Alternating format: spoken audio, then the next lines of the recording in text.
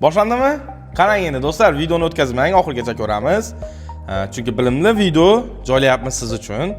Demak, Paynet Holisda qanday pritsena qilamiz, ya'ni pul o'tkazish yo'lini o'rgatmoqchiman. Birinchi bo'lib, mana Paynet Holisga kirib oldik. Shu yerdan biz birinchi bo'lib elektron hamyonimizni ichiga kirib olamiz va o'sha yerdan to'lash tugmachasini bosib, rekvizit bo'yicha to'lov tugmachasini bosamiz. Mana bosdim. Keyin qabul qiluvchining MFO, ya'ni bankning MFOsi bo'ladi bu.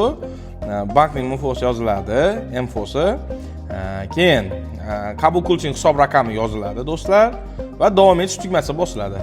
Keyin shu yerdan biz yuboruvchining ism-sharifi, ya'ni biz o'zimizdan jo'natyapmiz, shuning uchun yuboruvchining ism-sharifi yozilishi kerak bu yerga, do'stlar. Xatosiz yozilishi kerak. Keyin qabul qiluvchining nomi yozilishi kerak. Qaysi firma qabul qilyapti? Endi siz undan rekvizitlarni qabul qilib olasiz, to'g'rimi? Keyin o'shani nomlari, boshqasi hammasi yoziladi. To'lov ma'lumotlari, ya'ni siz endi izoh yozishingiz kerak, nima maqsadda? Deylik, biz buxgalteriya xizmatlarini o'tkazamiz yoki oziq-ovqat mahsulotlarini sotib olish uchun o'tkazamiz. Oziq-ovqat mahsulotlarini sotib olish uchun. Hozir men buxgalteriya xizmatlarini yozyapman, xizmatlari uchun.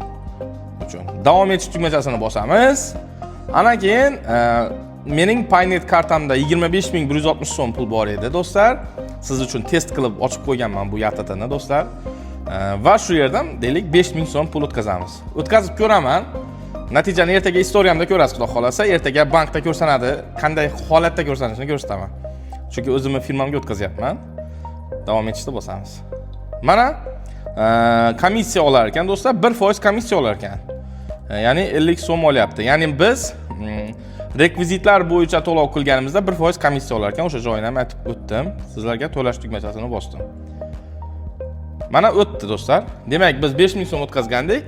5050 so'm kirdi. Ana sizlarga, do'stlar, amaliy ko'rdik. Rozi bo'lasizlar.